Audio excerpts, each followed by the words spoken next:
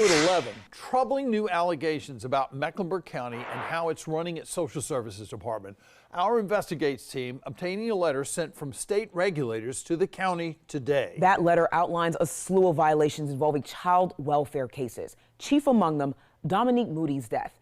It's a case our investigators have covered closely. WBTV investigator Naomi Coles was the first to break this news in our 6 p.m. newscast. She has a story tonight. Did Mecklenburg County fail Dominique Moody? I think the evidence is overwhelming that they failed. That's what Representative Alan Chester told me weeks ago.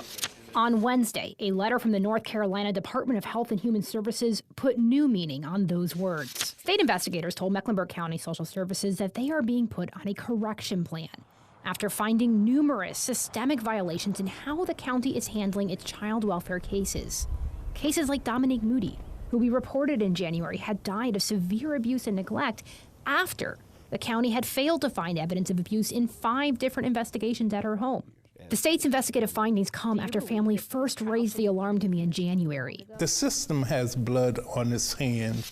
The letter says the violations in Dominique's case prompted them to launch a wider review of other cases. It revealed violations in more than half of those cases. Issues like failing to report possible criminal abuse to law enforcement, failing to properly supervise cases, and failing to show that they had interviewed or even made face-to-face contact with children in homes that had been reported. Representative Chester has been leading a probe on this case and joined me earlier Wednesday evening to react to the findings. Big picture, we have to get to the bottom of how this happened. This cannot be a pattern that is allowed to continue, whether it's locally or statewide, for the long term. All this comes as legislation now makes its way through the North Carolina General Assembly to change how complex child welfare cases are handled. There's nothing we can do for Dominique, but for the other children of North Carolina, we're on the way there.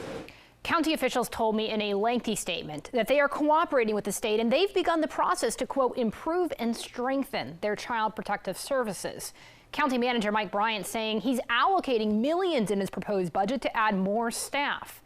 More details from the state's ultimatum and the county's full response, that's online right now. John and Javon, back to you. Naomi, thank you. Our website is also where you can find a comprehensive timeline of all of Naomi's reporting. Her first report coming 3 days before the state says in their letter that investigators reviewed Dominique's case file. Go to WBTV.com to learn more.